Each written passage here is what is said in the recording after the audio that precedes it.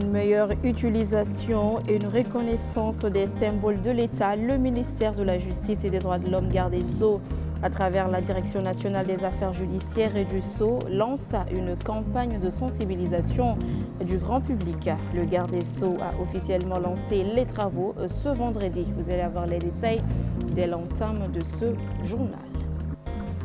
Le professeur Dioncounda Traoré, haut représentant du président de la République pour les régions du centre depuis juillet 2019, est démis de ses fonctions. Son décret de nomination a été abrogé par le président de la transition, le colonel Assimi Goïta. L'Association des sages-femmes du Mali a fait la restitution de ses missions de sensibilisation dans les services de santé infantile dans plusieurs localités du pays. Elle a permis aux sages-femmes de faire des observations pour davantage améliorer les prestations de services. Voilà donc pour le sommaire.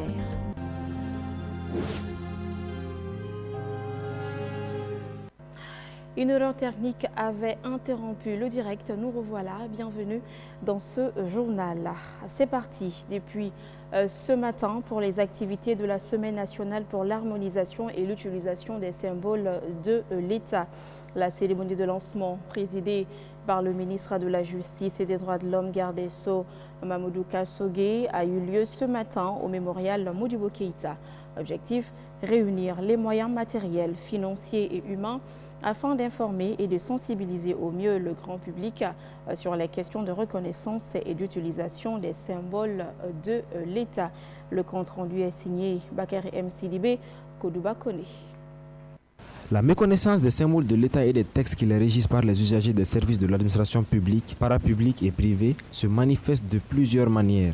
Ainsi, il s'agit à travers cette semaine de faire passer en revue les 5 symboles de l'État, à savoir le sceau de l'État, les armoiries de la République, la devise nationale, le drapeau et l'hymne national, d'apprécier la conformité de leur reproduction et leurs usages, la régularité des utilisations faites tout en évaluant les préjudices des manquements. Les symboles de l'État, véhicules de valeurs, signes d'identité et d'appartenance à un ensemble, source de reconnaissance de soi et de son passé, cris et gestes de ralliement, empreintes de l'État ou de la République, facteurs de fierté nationale, sont restés longtemps dans l'ignorance, y compris des cadres du pays. Cette ignorance les a exposés à toutes sortes d'abus, de falsifications, de faux, de confection et d'usage frauduleux, dans une indifférence quasi générale.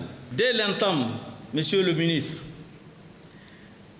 5 symboles forts ont été identifiés par le comité sur lesquels devaient se focaliser ces travaux. Le drapeau national, l'hymne national, la devise, le sceau et les armoiries. Le gouvernement de transition, dans sa mission de refondation de l'État, ambitionne de recadrer l'utilisation des timbres et autres caractéristiques de l'identité de la nation. Et les assises permettront aux Maliens de l'intérieur et de l'extérieur, aux yeux du ministre de tutelle, de mieux connaître les symboles de l'État en vue de leur utilisation judicieuse. Le comité d'organisation a fait un examen approfondi des différents usages fautifs et a produit, comme l'a si bien dit son président, un mémorandum en y faisant des recommandations pertinentes pour asseoir une pratique orthodoxe concernant l'utilisation des symboles de l'État. Je voudrais assurer les membres du comité que ces recommandations seront examinées par les départements et l'ensemble du gouvernement avec le plus grand intérêt, afin que des suites appropriées puissent y être réservées. À noter que la Semaine nationale pour l'harmonisation et l'utilisation des symboles de l'État se tiendra du 4 au 10 mars 2024. À en croire le président de la commission d'organisation, plusieurs activités sont prévues tant à l'intérieur qu'à l'extérieur du pays pour faire connaître et mieux utiliser les symboles de l'État. Je vous l'annonçais tout à l'heure dans les titres, le colonel Assimi Goïta a abrogé le décret de nomination de professeur Dioncounda Traoré comme haut représentant du président de la République pour les régions du centre. Cette décision prise le 22 février 2024 intervient après plus de 5 années de présence de Dioncounda Traoré dans ce poste. Rappelons, l'ancien président de la transition, Dioncounda Traoré, avait été nommé en juillet 2019 par l'ancien président de la République, feu Ibrahim Boubacar Keïta, dans le contexte d'une crise sécuritaire et sociale persistante dans les régions du centre du Mali. Sa mission était de contribuer à l'apaisement du climat social et au retour de la paix dans ces régions. Ce vendredi 23 février 2024 s'est tenu dans les locaux du ministère de la Santé et du Développement social l'atelier de restitution des travaux de la mission conjointe de sensibilisation des sages-femmes en vue d'améliorer les prestations de services. Après 2 mois de travaux, les résultats sont jugés satisfaisants. Assitons Diallo, Zakaria Omar Keïta, compte rendu. Contribuer à l'amélioration de la qualité des services de santé maternelle et néonatale. Tel est l'objectif de cette mission conjointe de sensibilisation des sages-femmes. En plus de sensibiliser, la mission a également été l'occasion de mettre en lumière les difficultés sur le fonctionnement des services de maternité. Après 2 mois de mission dans les services de santé maternelle et néonatale, l'heure est au bilan. La mission qui nous était assignée à l'équipe conjointe qui est l'association des sages-femmes du Mali, le Conseil national de l'ordre des sages-femmes, la Direction générale de la santé et l'Office national de la santé et de la reproduction, c'était d'aller vers les sages-femmes qui sont nos pairs pour aller les sensibiliser et recenser, identifier les problèmes qui vont entraver à l'offre des services de qualité. Et ensemble, nous avons pu analyser tout ce qui a été dit comme problème, apporter des solutions et aujourd'hui nous sommes là avec les responsables du ministère de la Santé, avec nous-mêmes les sages-femmes pour partager les résultats. À l'occasion de cet atelier de restitution, les résultats des travaux ont été présentés et le ministère de la Santé, satisfait du travail, a indiqué que des mesures seront prises pour pallier aux difficultés constatées. Nous avons beaucoup de documents normatifs qui nous permettent bien entendu de cerner la mortalité maternelle et périnatale.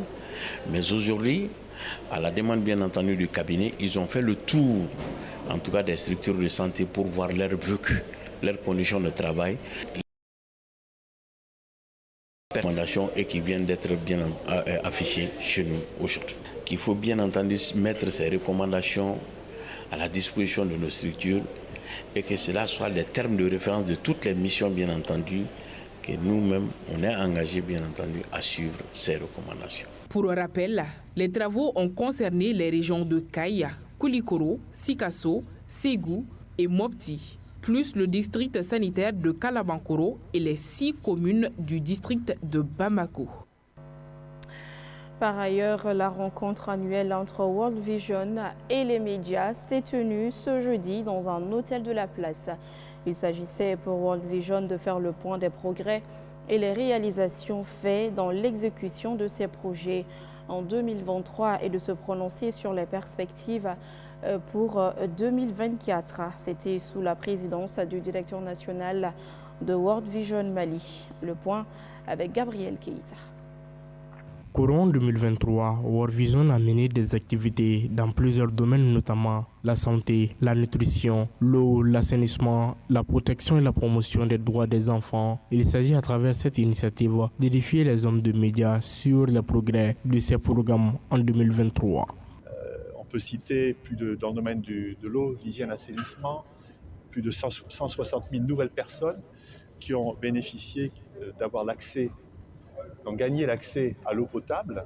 Donc voici quelques éléments de réponse qui donc montrent un petit peu, je dirais, la croissance de l'organisation, je dois dire, au pays depuis plusieurs années. Nous sommes très fiers de participer auprès du gouvernement et auprès de nos bailleurs de fonds à ces nouvelles activités qui permettent à un pourcentage important de la population malienne d'une vie plus favorable, bien que ce soit bien sûr très difficile pour les personnes les plus vulnérables.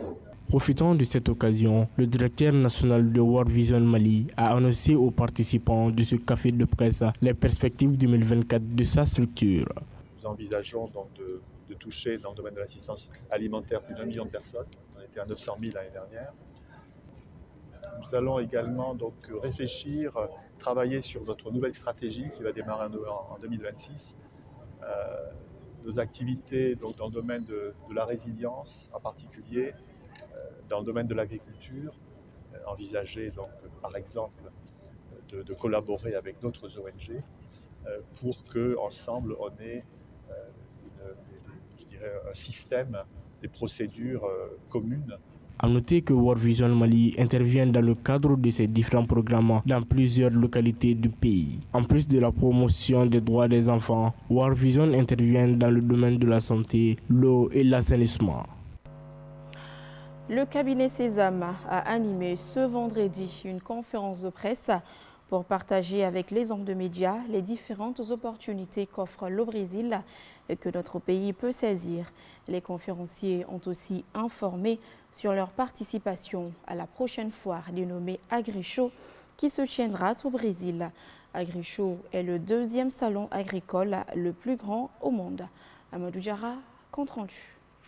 Dans le but de partager avec les hommes des médias les différentes opportunités du Brésil que les opérateurs économiques de notre pays peuvent saisir, le cabinet Sésame a tenu cette conférence de presse. Selon le directeur général du cabinet, Adama Ndiara, le Brésil a d'énormes potentialités qui peuvent profiter à notre pays. Depuis 2021, nous avons commencé à organiser des missions économiques et commerciales au Brésil. Nous avons en tout pu amener à peu près une cinquantaine d'opérateurs économiques maliens. Et comme vous savez, le Mali est un pays à vocation agro-silvopastorale. Nous avons pensé qu'il était bon que ces informations, que ces opportunités soient partagées avec le plus grand nombre de Maliens pour que de plus en plus les Maliens puissent s'intéresser au potentiel agro-pastoral au Brésil. Cette rencontre avec la presse a permis également aux conférenciers d'informer les hommes des médias sur leur participation à la prochaine foire dénommée Agrishow, qui se tiendra au Brésil cette année. Nous quittons Bamako le 27 avril pour revenir le 6 mai. Le 6 mai. Donc Agrishow, vous avez des équipements agricoles, vous avez des semences, vous avez des animaux. Mais nous allons faire un focus sur le sucre. Les conditions de participation, c'est 1 734 000 francs, les frais de participation. Mais chaque participant devra prendre son billet en charge. Voilà, ces frais de participation comprennent donc l'hôtel, y compris le petit déjeuner, la facilitation, la mise en relation, la traduction, le transport interne, puisqu'on va se déplacer d'une ville à l'autre au Brésil, et également l'assurance voyage. Sésame est un cabinet de relations publiques et de facilitation d'affaires. Il facilite les relations entre les banques et les opérateurs économiques. Le cabinet Sésame assiste également les investisseurs maliens et étrangers. Cette édition se referme avec deux mauvaises nouvelles. La première est que Adama Samasekou, l'ancien ministre de l'Éducation sous Alpha Oumar Konaré, n'est plus. Né en 1946 dans la... Vendredi 23 février 2024, la nation perd ainsi un grand homme disponible pour la patrie et engagé pour la promotion du savoir. Youssouf Koulibaly. Né en 1946 dans la région de Mopti, Adama Samasekou a été un homme engagé pour la patrie et la promotion du savoir. Après avoir fait ses études primaires et secondaires au Mali, Adama Samasekou a étudié la philologie et la linguistique à l'Université d'État de Moscou, puis à Paris où il obtient un diplôme d'études approfondies en linguistique africaine à l'Université de la Sorbonne et un DESS en sciences des organisations à l'Université Paris-Dauphine 1. Ses connaissances lui ont valu d'être le chef de département de linguistique de l'Institut des sciences humaines du Mali, puis directeur de la Bibliothèque nationale du Mali et conseiller au ministère de la Culture. Engagé dans la vie associative et politique, militant de première heure de l'ADIMA PASJ, Adama Samasekou a été ministre de l'Éducation entre 1993 et 2000 et porte-parole du gouvernement malien de 1997 à 2000. Jusqu'à sa mort, il était engagé pour le développement de la région de Mopti.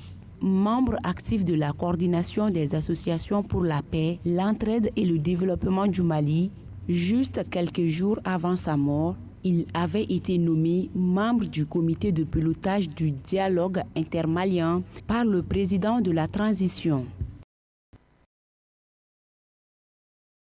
Karim Camara, ancien directeur général de l'Agence nationale d'évaluation des hôpitaux, tire également sa révérence. Il est décédé ce vendredi matin à l'âge de 67 ans. Le médecin colonel-major à la retraite Karim Camara a été accompagné à sa dernière demeure au cimetière de Kati par une foule composée des membres de sa famille, des amis et des collaborateurs. Ils retiennent tous de lui l'image d'un travailleur acharné, d'un homme serviable, humble et rigoureux. Nous retrouvons Omar Koïta. Né le 5 juillet 1957, marié et père de 6 enfants, le médecin colonel-major à la retraite Karim Camara aura fait le choix de mettre sa vie au service de l'État. Dans sa carrière, il gravit plusieurs échelons avant d'occuper des fonctions de responsabilité, notamment celle de directeur de l'hôpital Mère-Enfant, le Luxembourg, directeur général adjoint du Centre de recherche et de lutte contre la drépanocytose, observateur militaire des missions des Nations Unies au Congo et bien d'autres, avant de prendre sa retraite à la direction de l'Agence nationale d'évaluation des hôpitaux. En 2021, le décès de ce grand commis de l'État a été accueilli par ses collaborateurs et amis comme une grande perte.